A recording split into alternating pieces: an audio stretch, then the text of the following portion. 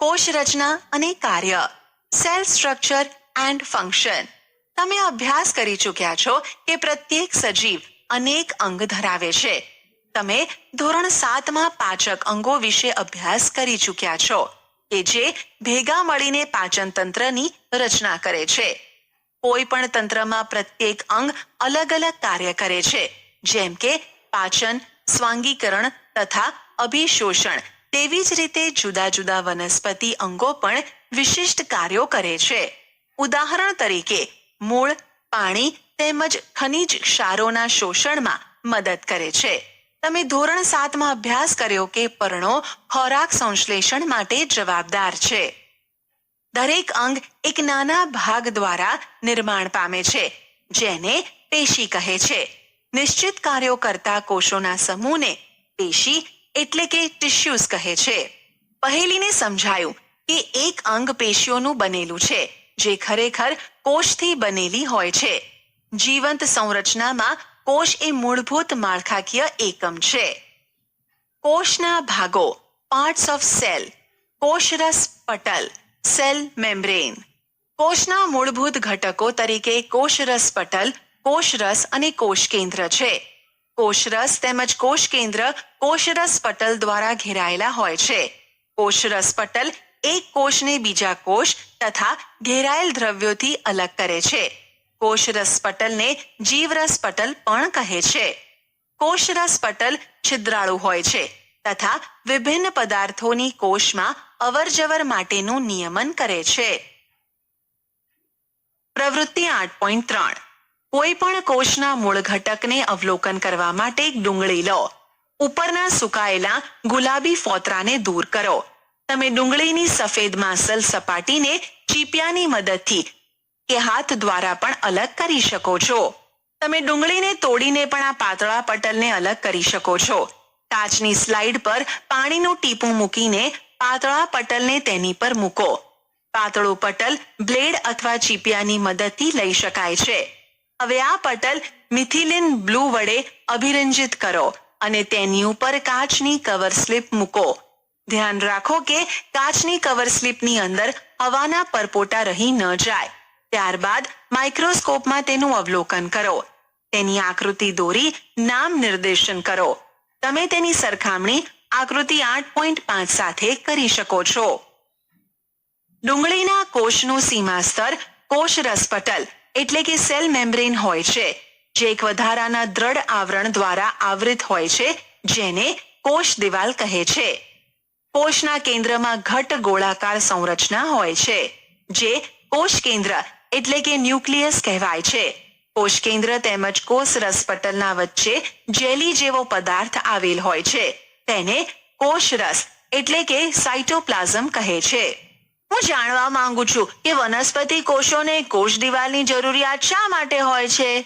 આપણે પહેલા જ અભ્યાસ કરી ચૂક્યા છીએ કે કોષરસ પટલ કોષને આકાર આપે છે.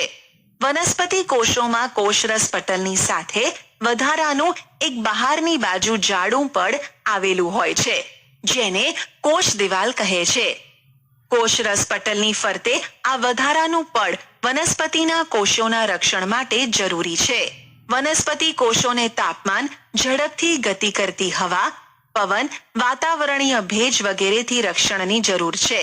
તે આ પરિવર્તનોથી પ્રભાવિત થાય છે, કારણ કે તે સ્થાન બદલી શકતી નથી. જેવી રીતે ડુંગળીના પટલની સ્લાઇડ તૈયાર કરી હતી, તેવી જ રીતે તમે પ્રેડેસ્ટેનિયા, ઇલોડિયા અથવા રોઇયાના પર્ણની છાલમાંથી પણ સ્લાઇડ બનાવી અવલોકન કરી શકો છો. પહેલીએ બુજોને પૂછ્યું કે શું તે પ્રાણી કોષનું પણ અવલોકન કરી શકે છે? પ્રવૃત્તિ 8.4. એક સ્વચ્છ ટૂથપીક લો અથવા માચીસની સળી લો, જેનો ગંધકવાળો છેડો તોડી નાખેલો હોય. તેની મદદથી ગાલની અંદરની સપાટીને ધીમે ધીમે ખોતરો અને તે દ્રવ્યને કાચની સ્લાઇડ પર રાખેલ પાણીમાં રાખો.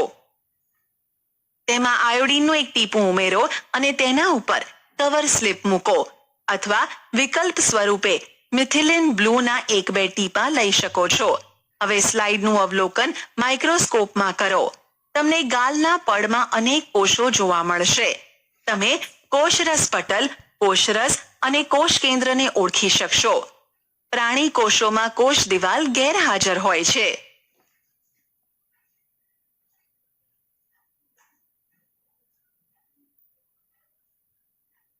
કોષરસ સાયટોપ્લાઝમ. કોષરસ એ કોષરસ પટલ અને કોષ કેન્દ્રની વચ્ચે જેલી જેવા દ્રવ્ય સ્વરૂપે હાજર હોય છે. કોષના બીજા અન્ય ભાગો અથવા અંગિકાઓ કોષરસમાં આવેલી હોય છે. અંગિકાઓ જેવી કે કણાભસૂત્ર, ગોલ્ગી કાય, રિબોઝોમ્સ વગેરેનો અભ્યાસ તમે હવે પછીના ધોરણમાં કરશો. કોષ કેન્દ્ર ન્યુક્લિયસ સજીવ કોષનો એક મહત્વનો સંઘટક છે. સામાન્યતઃ આ ગોળાકાર હોય છે અને કોષના મધ્ય ભાગમાં ગોઠવાયેલ હોય છે. તેને સરળતાથી અભિરંજિત કરીને માઇક્રોસ્કોપની મદદથી જોઈ શકાય છે. કોષ કેન્દ્ર કોષરસથી એક પટલ દ્વારા અલગ થયેલું હોય છે, જેને કોષ કેન્દ્ર પટલ કહે છે. આ પટલ પણ છિદ્રાળુ હોય છે તથા કોષરસ તેમજ કોષ કેન્દ્રની વચ્ચે પદાર્થોની અવરજવર માટેનું નિયંત્રણ કરે છે. ઉચ્ચ વિવર્ધન ક્ષમતાવાળા માઇક્રોસ્કોપમાં જોતા કોષ કેન્દ્રમાં એક નાની ગોળાકાર સંરચના જોવા મળે છે, જેને કોષ કેન્દ્રિકા કહે છે. તેના સિવાય કોષ કેન્દ્રમાં દોરી જેવી સમાન સંરચનાઓ પણ જોવા મળે છે, જેને રંગસૂત્રો એટલે કે ક્રોમોઝોમ્સ કહે છે. તે જનીન જીન્સ ધરાવે છે તથા આનુવંશિક લક્ષણોનું પિતૃ પેઢીમાંથી સંતતિ પેઢીમાં વહન કરે છે. રંગસૂત્ર કોષ વિભાજન દરમિયાન જ જોવા મળે છે. જનીન જીન સજીવોમાં આનુવંશિકતાનો એકમ જનીન છે.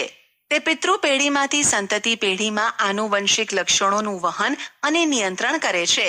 તેનો અર્થ એ છે કે માતા પિતાના કેટલાક લક્ષણો જનીનો દ્વારા તમને પ્રાપ્ત થાય છે. જો તમારા પિતાને બદામી આંખો હોય તો સંભવ છે કે તમને પણ બદામી આંખો હોય. જો તમારી માતાને વાંકોડિયા વાળ હોય તો સંભવ છે કે તમને પણ વાંકોડિયા વાળ હોય. પરંતુ પિતૃમાંથી પ્રાપ્ત વિભિન્ન સંયોજિત જનીન પ્રાપ્ત થવાના કારણે લક્ષણો ભિન્ન પણ હોઈ શકે છે. આનુવંશિક લક્ષણોથી વિશેષ કોષ કેન્દ્ર કોષની ક્રિયાઓનું પણ નિયમન કરે છે. સજીવ કોષમાં સમગ્ર સંઘટકને જીવરસ એટલે કે પ્રોટોપ્લાઝમ કહે છે. તેમાં કોષરસ અને કોષ કેન્દ્ર બંનેનો સમાવેશ થાય છે. જીવરસ કોષનો જીવંત ઘટક તરીકે ઓળખવામાં આવે છે. પહેલી જાણવા માંગે છે કે શું વનસ્પતિ, પ્રાણીઓ અને બેક્ટેરિયાના કોષમાં કોષ કેન્દ્રની રચના એક સમાન હોય છે? બેક્ટેરિયલ કોષનું કોષ કેન્દ્ર બહુકોષીય સજીવના કોષ કેન્દ્રની જેમ સુયોજિત નથી હોતું.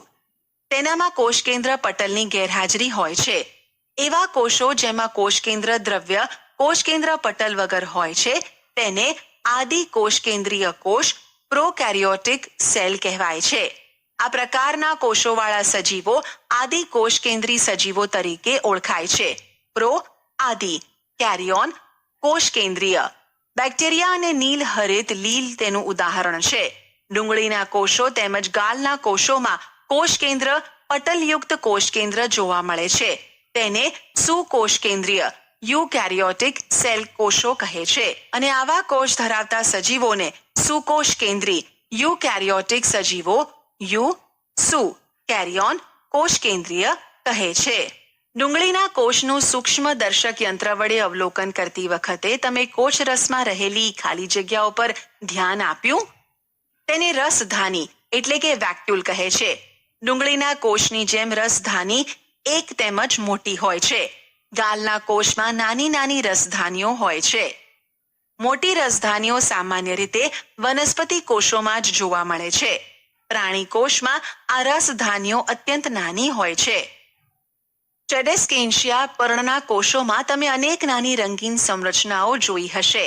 તે પર્ણ કોષોના કોષરસમાં વેરવિખેર આવેલી હોય છે. તેને રંજક કણ પ્લાસ્ટિસાઇડ્સ કહે છે. તે જુદા જુદા રંગોના હોય છે. તેમાંથી કેટલાક લીલા રંગના હોય છે. તેને હરિત દ્રવ્ય એટલે કે ક્લોરોફિલ કહે છે. લીલા રંગના રંજક કણ હરિતકણ કહેવામાં આવે છે.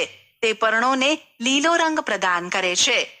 તમને યાદ હશે કે પર્ણના હરિતકણમાં આવેલ હરિત દ્રવ્ય પ્રકાશ સંશ્લેષણ માટે આવશ્યક હોય છે.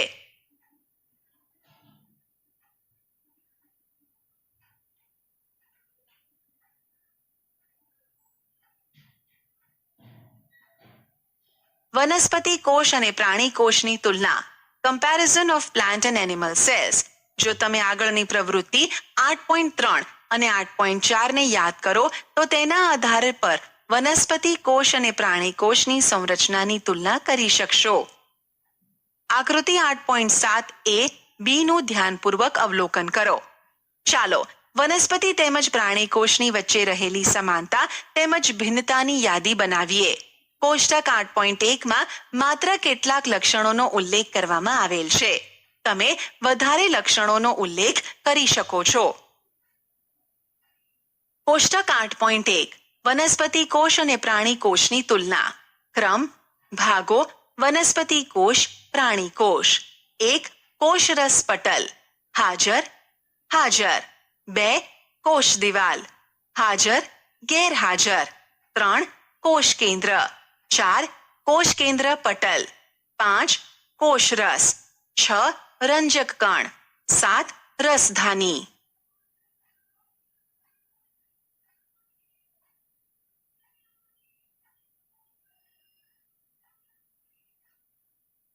પારિભાષિક શબ્દો. કોષ સેલ. કોષરસ પટલ સેલ મેમ્બ્રેન. કોષ દિવાલ સેલ વોલ. હરિતકણ ક્લોરોપ્લાસ્ટ. રંગસૂત્ર ક્રોમોઝોમ. કોષરસ સાઇટોપ્લાઝમ. સુકોષ કેન્દ્રીય યુકેરિયોટ્સ. જનીન જીન. બહુકોષીય મલ્ટીસેલ્યુલાર. કોષ કેન્દ્ર પટલ ન્યુક્લિયર મેમ્બ્રેન. કોષ કેન્દ્રિકા ન્યુક્લિયસ. કોષ કેન્દ્રીય ન્યુક્લિયસ. અંગ ઓર્ગન. અંગિકાઓ ઓર્ગેનેલ્સ. જીવરસ પટલ પ્લાઝ્મા મેમ્બ્રેન. રંજક કણ પ્લાસ્ટિડ. આદિ કોષ કેન્દ્રીય પ્રોકાર્યોટ્સ. ખોટા પગ સ્યુડોપોડિયા. પેશી ટિશ્યુ. એક કોષીય યુનિસેલ્યુલાર. રસધાની વેક્યુઅલ. શ્વેતકણ વ્હાઇટ બ્લડ સેલ WBC.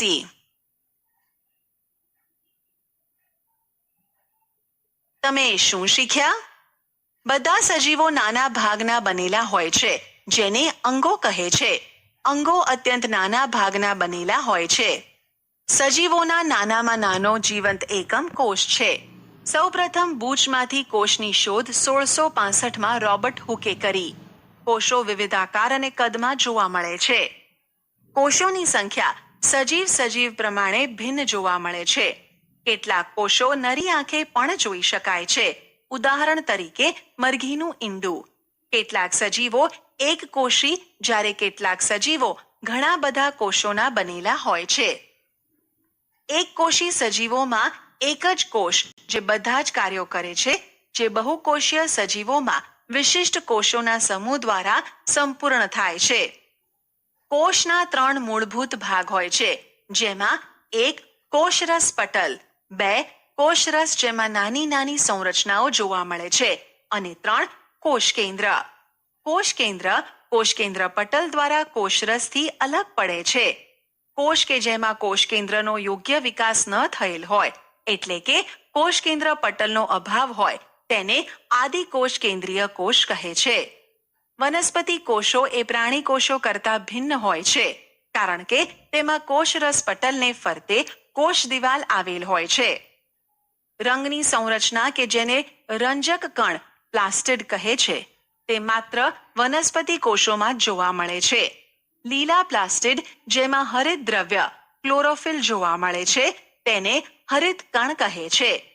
વનસ્પતિ કોષમાં એક મોટી કેન્દ્રીય રસધાની આવેલી હોય છે, જ્યારે પ્રાણી કોષમાં નાની નાની રસધાનીઓ આવેલી હોય છે. અહીં આપણું આ ચેપ્ટર પૂર્ણ